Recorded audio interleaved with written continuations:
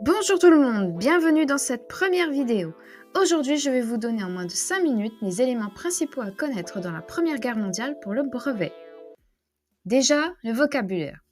Pour le comprendre, plantez le décor. Imaginez une scène de bataille avec vos personnages préférés de vos films ou vos mangas préférés. Les camps ennemis se rapprochent, c'est la guerre de mouvement. Puis elle s'arrête et ne bouge plus, c'est la guerre de position. Vient ensuite le moment d'installer son campement dans le sol afin de pouvoir circuler, de pouvoir se cacher, etc. C'est les tranchées. Après, vous survolez le territoire et vous pouvez distinguer les deux camps qui se font face. Ce sont les lignes de front. Pendant ce temps, vos chefs de camp donnent des ordres pour informer les civils en donnant des idées précises, voire fausses. C'est la propagande, et en même temps en interdisant toutes les autres données par la censure. La guerre est totale. Tous vos personnages, combattants ou non, sont impliqués. Lorsque les camps se battent, les offensives sont intenses et des populations civiles sont exterminées, on parle de génocide. Et un beau jour, vos chefs de camp déclarent la fin des combats. L'armistice est proclamé. La guerre est pratiquement terminée.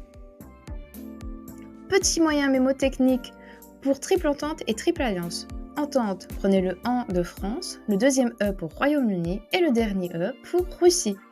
Alliance, prenez le AL pour Allemagne, le I pour Italie et le A pour Autriche-Hongrie. Ça y est, le décor est planté. Maintenant, voyons les scènes importantes. Vos personnages sont dans des situations difficiles. Imaginez, ils vivent dans des conditions horribles dans les tranchées. Poux, maladies, rats, boue, froid. Les assauts sont meurtriers avec des équipements de plus en plus perfectionnés. Gaz asphyxiant, chars, mitraillettes, obus, lance-flammes. Vos camarades tombent sous vos yeux ou sont grièvement blessés. Vous les surnommez les gueules cassées.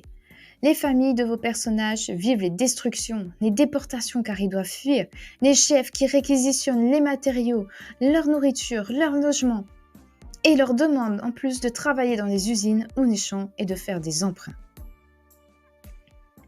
Vous avez votre décor et vos scènes, il ne vous reste plus que la chronologie des événements. D'abord, le déclencheur. L'assassinat d'un archiduc d'Autriche-Hongrie le 28 juin 1914, François Ferdinand de son prénom. Suite à cela, le moment où les armées se rapprochent dure d'août à novembre 1914. Après, les personnages ne bougent plus avant 1917, car c'est le moment où un puissant allié a fait son apparition, les États-Unis, le 6 avril 1917. Mais avant ça, les batailles font rage. L'une des plus importantes est celle de Verdun de février à décembre 1916. On pourrait la comparer presque à une bataille d'un certain manga que je ne nommerai pas, avec un personnage au chapeau de paille. Pendant ce temps, d'avril 1915 à décembre 1916, la population arménienne est victime d'un génocide.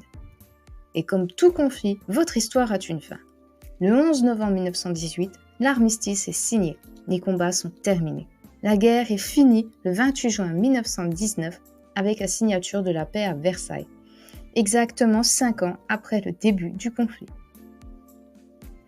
Voilà, cette vidéo est terminée et j'espère qu'elle vous aidera. N'hésitez pas à vous abonner pour ne pas rater les prochaines vidéos et le petit pouce bleu. À bientôt!